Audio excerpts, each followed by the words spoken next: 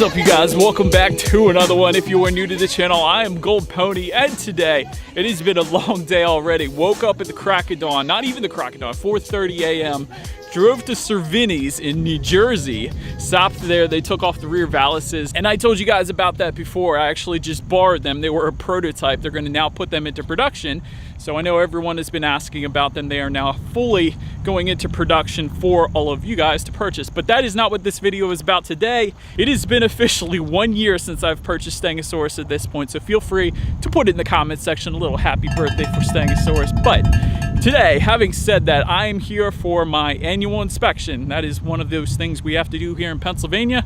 Once a year, we have to get the car inspected. We basically find out how it's doing, I guess, and hopefully everything checks out okay. But for that reason, this video is going to be the 1 year review of my 2019 Ford Mustang GT. I'm going to go over the exterior, the interior, the driving dynamics, and also we're going to see how it does on inspection here, and hopefully it passes. And I'll of course let you guys know if it needed anything after a year and 6,000-ish miles. So what do you say? Let's actually start this video with the inspection portion. It is sitting at Bob Ruth Ford in Dillsburg, PA here, ready to be taken back. So let's go ahead and give them a little bit of time here, and once the car comes back out, I'll let you know how it does.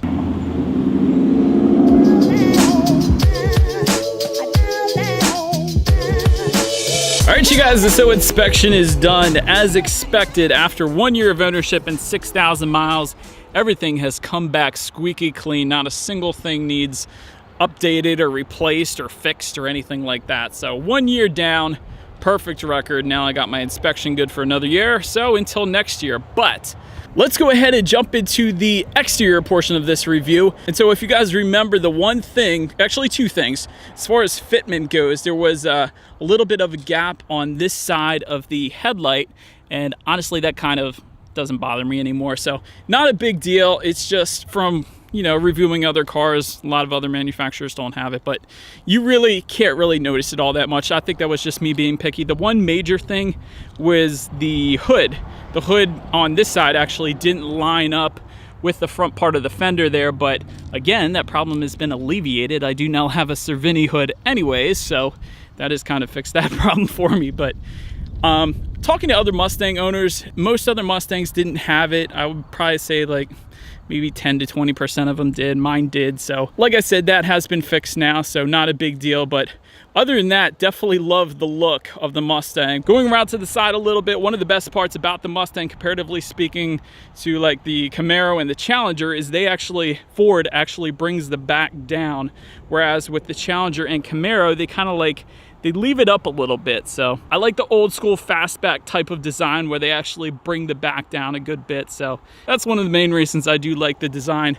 Some people will say the side mirrors are a little bit small, but then again, I just got done driving 5.5 hours this morning in Stangosaurus, and I was perfectly fine. I actually do use, let me show you guys real quick. There's actually a little blind spot mirror right up there. I use that quite often, so really there's no issues with the side mirrors, at least in my opinion. But making our way to the back, of course, I replaced my Performance Pack Level 1 rear spoiler with the Cervini. But anyways, this isn't a modification video. This is just a stock Mustang video.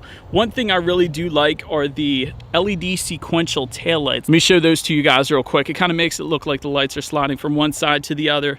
And just below it all, there is a massive rear diffuser, and 2018-2019 Mustang exhaust does come with quad tips, although I did not go with the active exhaust system from the factory because I knew I was going to be modifying it anyways, and that was one of the main reasons for that. But speaking of, let me touch on the specs. The way I spec'd my car out was I did go with the 301A package, primarily because I wanted the Sync 3 system and the better sound system as well. So that has definitely not been a regret. I love that package. Also Performance Pack Level 1, not for the wheel and tire combination, because as you guys can see, I swapped them out anyways, but more so because I wanted the larger brake setup. It does come with, let me show you real quick, it does come with Brembo 6-piston front calipers and a larger rotor setup in the front and the back. So that is one of the main reasons I went with the Performance Pack Level 1.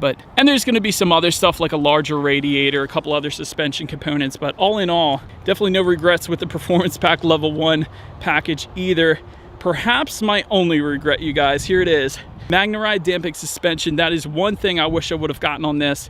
And of course I made it worse because I upsized the wheels to 20 inches and put some Eibach lowering springs, so that didn't help the ride at all. But with that MagneRide damping system, it does really give you the best of both worlds. It makes it a smoother ride because it monitors each shock absorber individually. It does give you a smoother ride, but it also firms up the suspension during heavy cornering as well. So I do wish I would have gotten that just for the sake really of having a smoother ride. So anyways, that is my one regret. And let's go ahead and make our way to the interior now real quick. I'll give you what I like and dislike about the interior of the Mustang. All right, so first let me get this out of the way. With some other muscle cars, sometimes visibility is not going to be the best, but with the Mustang, it is perfectly fine. Visibility is great in the Mustang, so please do not be worried about that. That is my Sync 3 system that I was previously telling you guys about. That was the 301A package that came with, and definitely one of my favorite parts, just because you can like and dislike your Pandora songs. You have free navigation through that as well, and it's super easy to use, still super responsive. There's no delay to it. Sometimes with other manufacturers there can be a delay, but so far so good as far as the Sync 3 goes.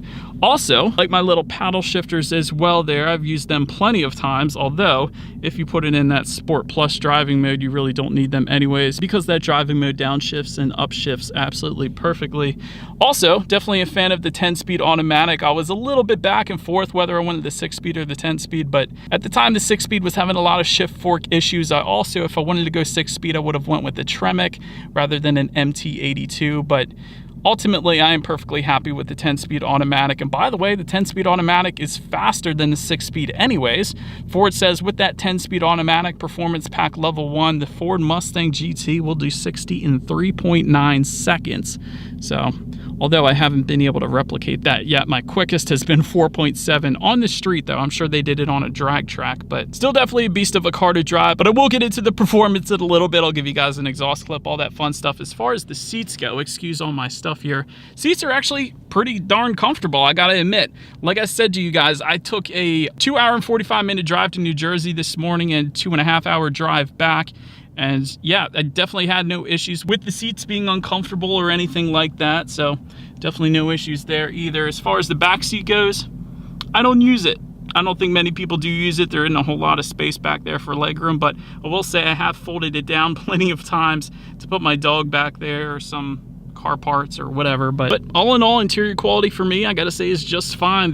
Would have been kind of cool to have that digital dash as an option, but I don't really mind this setup, although the digital dash is a bit cooler, but it is a bit more expensive as well. And anywho, let me flip the camera around. Let's do a little driving segment and exhaust clip here. One of the best parts about the Mustang. Alright, so I guess it goes without saying, when it comes to performance, the acceleration is most definitely my favorite part about this car. 460 horsepower, again capable of 60 in 3.9 seconds, sub 4 seconds 0 to 60. That's awesome. And of course, in that Sport Plus driving mode I got it in, you guys hear those downshifts. Another one of the things I absolutely love about the Mustang. Coming up to a red light here, braking is definitely on point. I think it was in 2016 when I first drove the Mustang GT where I realized that the Brembo 6-piston front calipers and the rotors and everything, the whole braking setup was absolutely amazing. I think it was then, the 2016 model year, I think it was that particular Mustang I test drove. I told myself, I'm going to get a Mustang at some point, and here I am in 2019, 3 years later. But still, my point is braking is definitely equally impressive. And although I'm just sitting here right now, there is a selectable steering mode button just to the left of the drive mode button. That actually gives you comfort, normal, and sport. And I never take it out of that sport driving mode. Reason being is because it does provide a heavier weight to the steering wheel.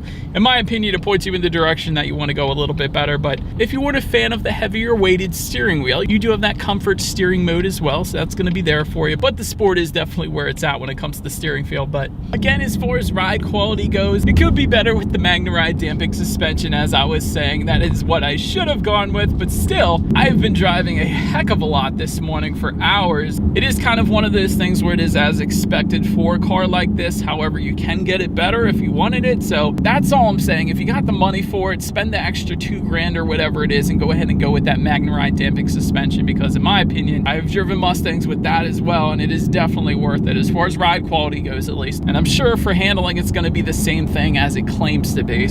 But so you guys, I'm feeling adventurous today. Let's go ahead and put it in track mode. Another benefit to the Mustang, and all Mustangs actually, even the EcoBoost Mustangs, is it comes with something called track apps. So track apps essentially tests your performance. It gives you 0 to 60, 60 to 0, quarter mile times. It actually tracks all of that.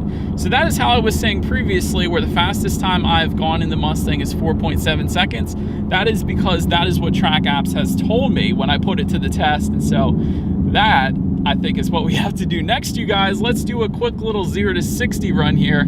See how quickly, see if we can beat our 4.7 0 to 60 time. Because like I said, Ford claims 3.9 seconds on the track. We're not on a track, so we're gonna slip a little bit more than likely, but let's see if we can at least beat 4.7. You guys ready?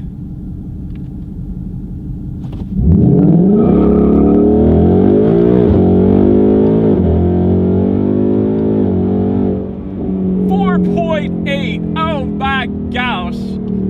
All right.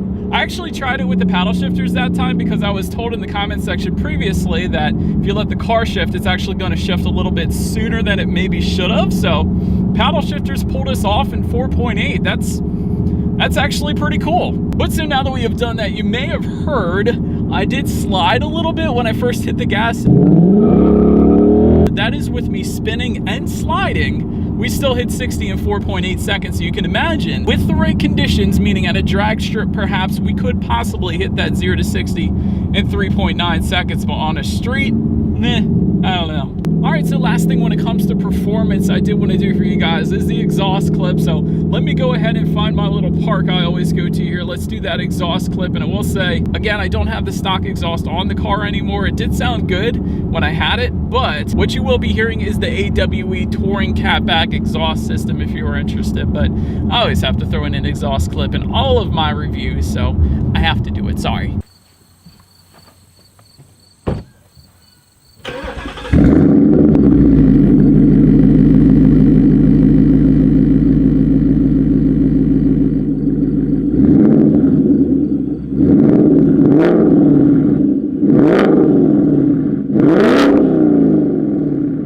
So, but that is about it for this one, you guys. Thank you so much for watching. I do apologize for this. This video is probably a little shorter than it should have been for a review, but I did kind of already review the car once. So I'll put a link to that video at the end of this one, so feel free to click that if you wanted the full review of it. But this video is just simply after a year of ownership. Just wanted to touch on some of the key points, some of my likes, dislikes. So overall, if you take away anything from this, the car is insanely fun to drive. I'm extremely happy that I got it. No regrets with the purchase, minus I wish I would have got that Magna Ride damping suspension, but other than that, I absolutely love the Mustang, and the train's coming, so I have to go. But I do appreciate you guys watching. Feel free to follow me on social media at the bottom of the screen. Hit the subscribe button, the bell notification button if you're into new car reviews. That is what we do here on this channel, and I will see you guys in the next video. Stay gold.